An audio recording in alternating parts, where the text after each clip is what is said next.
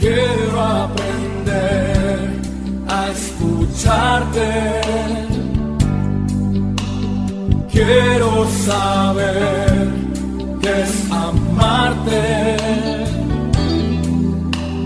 De tu verdad yo saciarme. Enamórame de ti. Tiempo de discípulo, un espacio para que escuches la voz de Jesús. Quiero aprender La voz de Jesús. que tu presencia me inunde, haz de mí uno de nuevo, cámbiame, renuévame,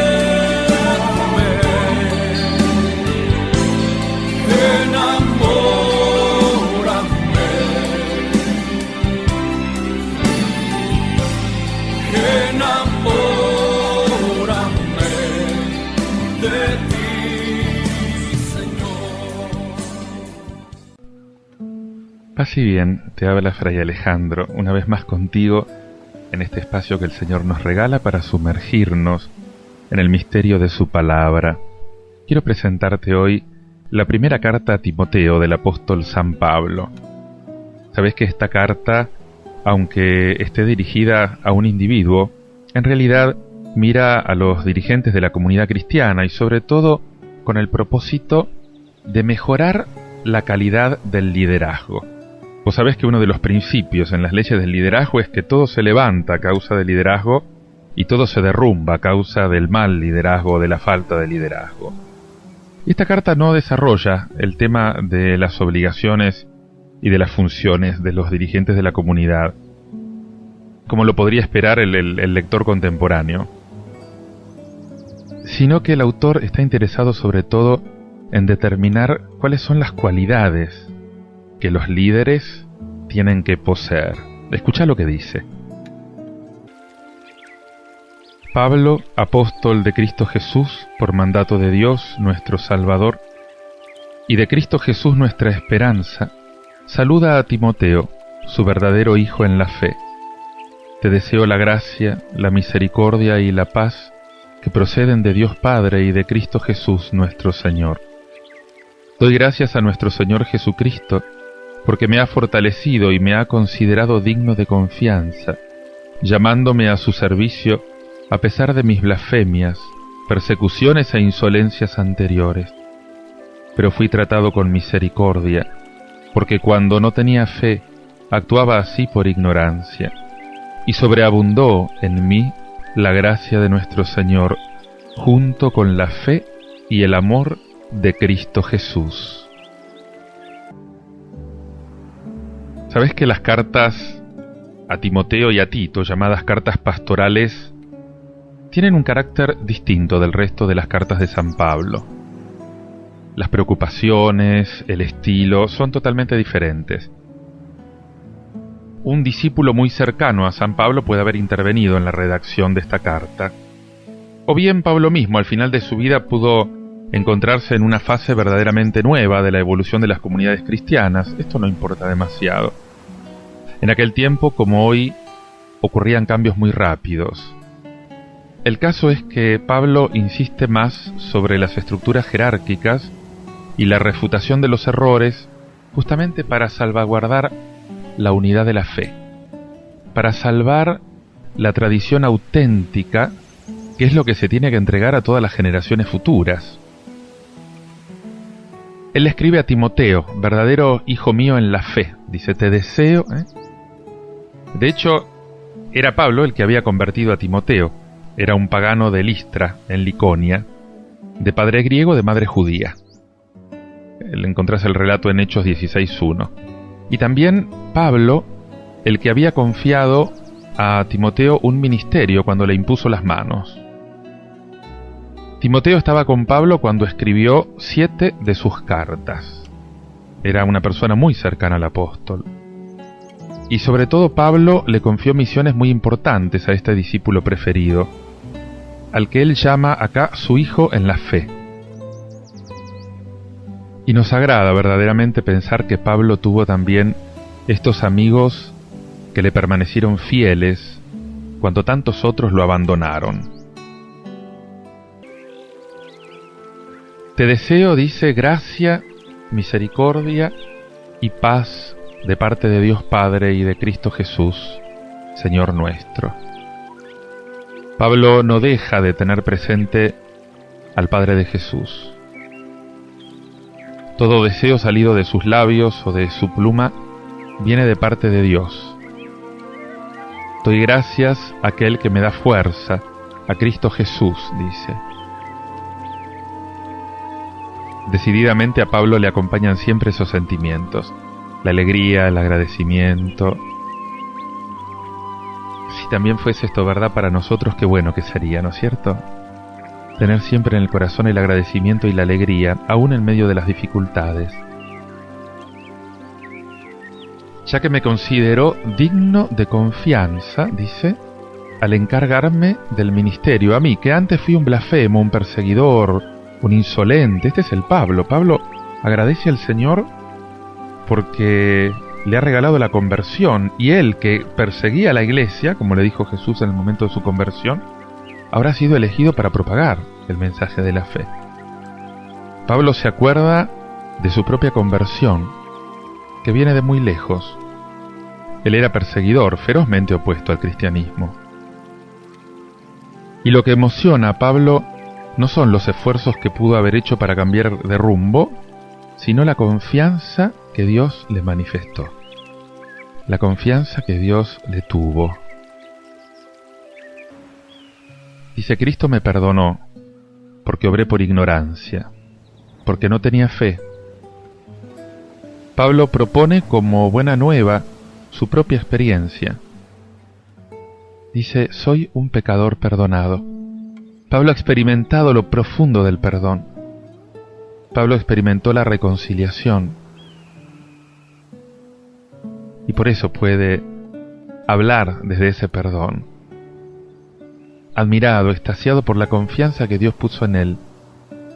He experimentado, dice, la misericordia de Dios. Sé lo que el amor de Dios es.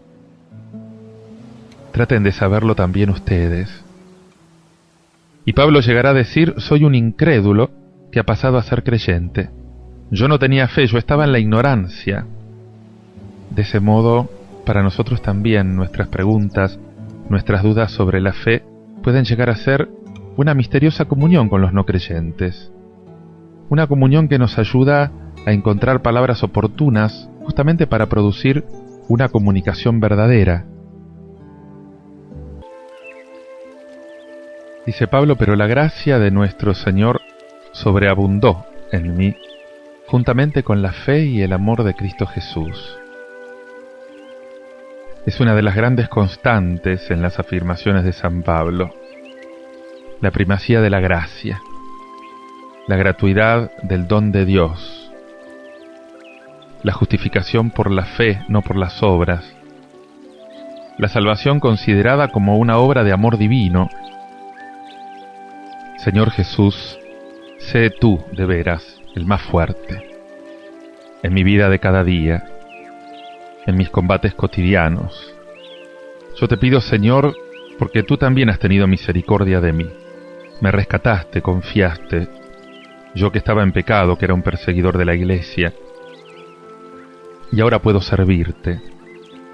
Quiero servirte cada vez más, Señor. Quiero servirte cada vez mejor, Señor. Dame la gracia de poder llevar a otros la experiencia del perdón que yo mismo he recibido. Amén, Señor.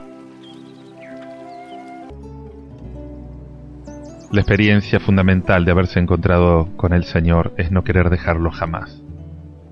Te invito a que lo medites, escuchando este tema musical del dúo Legado, Jamás te dejaré.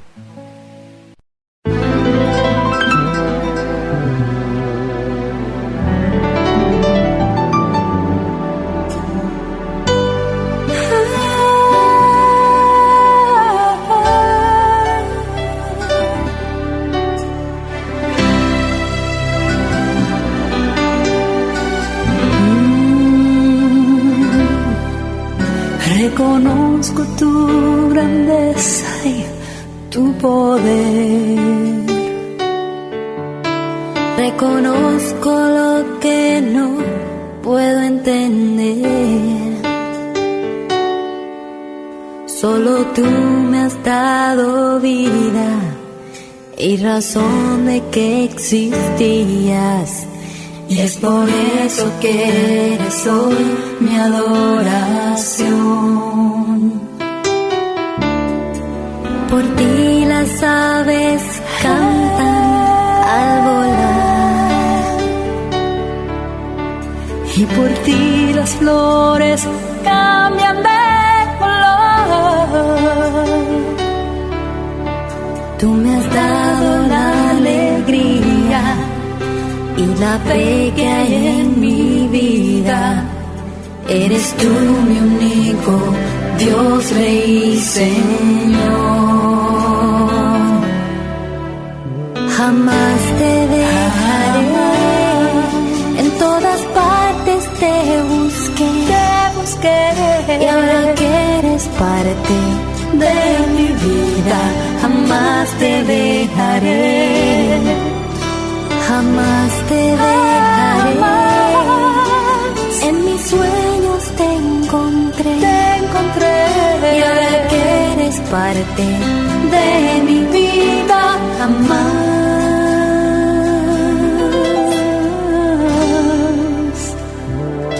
te dejaré. Por ti se viste el cielo de color, y por ti es que la luna cambia el sol. Es tan grande tu hermosura que me llena de ternura. Es por eso que eres tú mi gran amor. Jamás te dejaré, en todas partes te busqué, y ahora que eres parte de mi vida, jamás te dejaré. Jamás te dejaré. En mis sueños te encontré, y ahora que eres parte de mi vida, jamás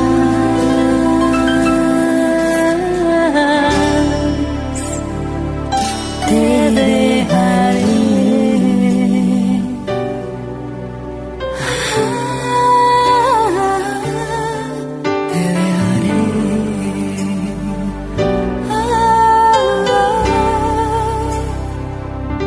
Te dejaré. Te dejaré.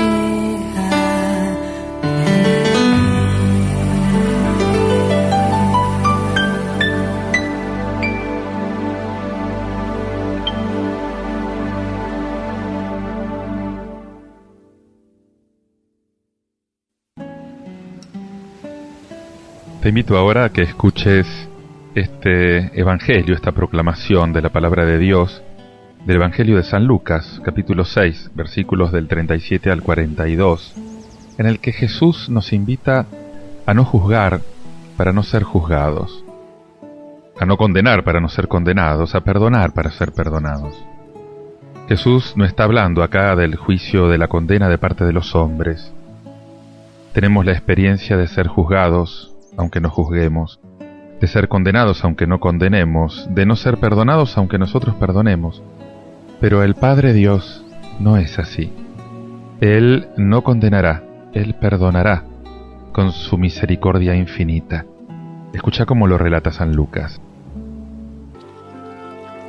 Jesús dijo a sus discípulos: no juzguen y no serán juzgados, no condenen y no serán condenados, perdonen y serán perdonados, den y se les dará, les volcarán sobre el regazo una buena medida, apretada, sacudida, desbordante, porque la medida con que ustedes midan también se usará para ustedes.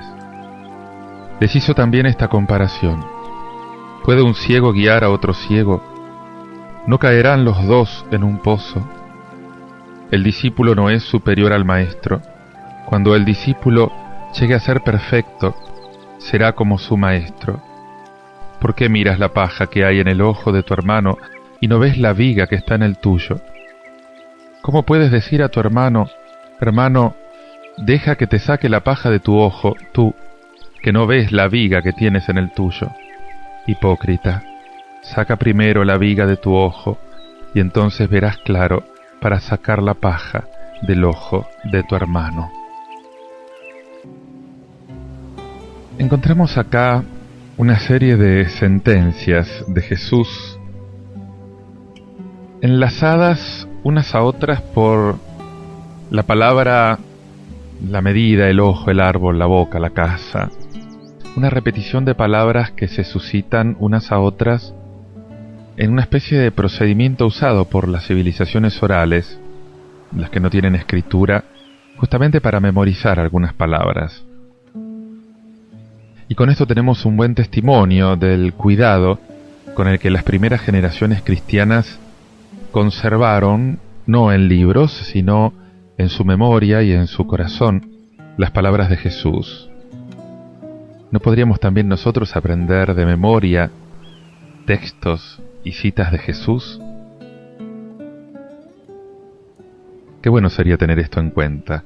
Toda esa palabra de Dios que yo memorizo viene a mi mente después cuando lo necesito. ¿Puede un ciego guiar a otro ciego? ¿No caerán ambos en un pozo? Hay que ser lúcidos, dice Jesús, a través de esta imagen concreta. No dejarse arrastrar sin verificar antes dónde van, a quién siguen. Hay conductores falsos profetas que engañan al pueblo. Y por esto es importante tener los ojos abiertos.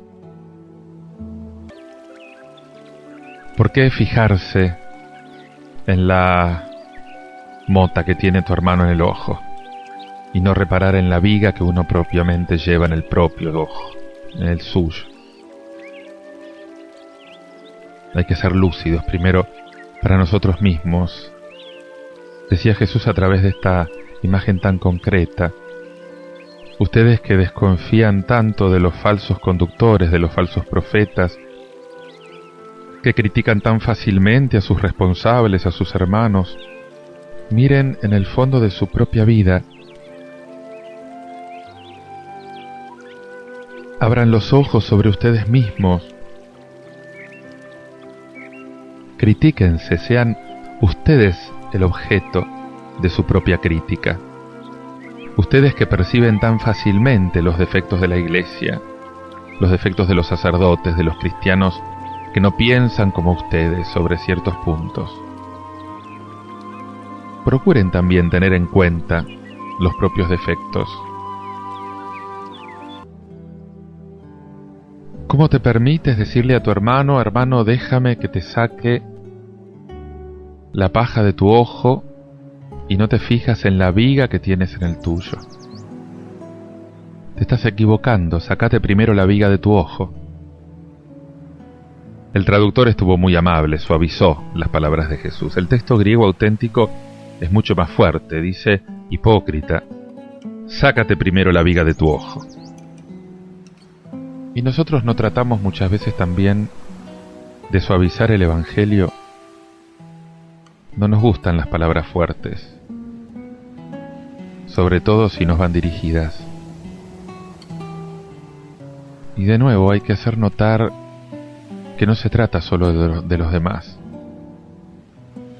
Es a mí a quien Jesús dice que soy hipócrita cuando critico a los demás.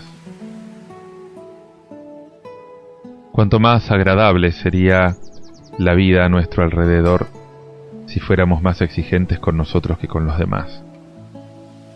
Qué distinto sería todo si nos aplicáramos todos los buenos consejos que le damos a los demás.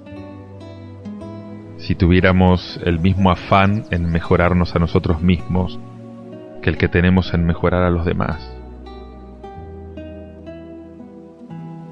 ¿No notaste que cuando algo va mal siempre le echamos la culpa a los otros? Si los gobiernos hicieran esto, si los sindicatos no hicieran tal cosa, si los patrones se portaran de este modo, si los obreros fueran de otra manera, si los sacerdotes hicieran mejor su trabajo, si mi esposo, si mi esposa, si mis vecinos, si mis hijos, siempre son los demás los que tienen que cambiar. ¿Y yo? Sácate primero la viga de tu ojo, dice el Señor. Entonces verás claro, entonces podrás sacar la paja del ojo de tu hermano. La revisión de vida es un ejercicio espiritual eminentemente evangélico. Se trata justamente de reconsiderarse a sí mismo, de revisar, de repasar la propia vida, los propios compromisos. Sería una caricatura horrenda de la revisión de vida si la transformáramos en una empresa de crítica de los demás. Señor, yo te pido que nos hagas lúcidos, clarividentes. Así podremos intentar ayudar a nuestros hermanos a ver mucho más claro. Te invito a hacer conmigo una oración. Padre Santo, qué grande es tu amor. Qué grande es el amor que me tienes, Padre. Has enviado a tu Hijo al mundo para que diera su vida por mí. Él es el verdadero maná que viene del cielo. Él es mi verdadero alimento. Es Él el alimento de la vida eterna. Él es el que se quiso hacer nada, quedándose en un poco de pan, en un poco de vino, en sacerdotes, hombres como los demás. Él quiso quedarse en la simplicidad del ordinario y de lo cotidiano para transformar eso ordinario y cotidiano en presencia del absoluto. Gracias, Padre, porque esta ha sido tu voluntad. Gracias, Padre, porque cada día me puedo alimentar del cuerpo y de la sangre de tu Hijo. Gracias, Padre, porque cada día puedo recibir de Él la savia nueva del Espíritu en mi propia vida. Gracias, Padre, porque en este misterio de la Eucaristía y del sacerdocio contemplo tu misericordia, contemplo tu grandeza, contemplo tu condescendencia. Se me hace palpable y patente el amor que me tienes. Gracias, Padre. Te invito ahora a seguir orando y meditando todo esto, escuchando este tema musical del grupo Mitzvah, Maravilloso Amor.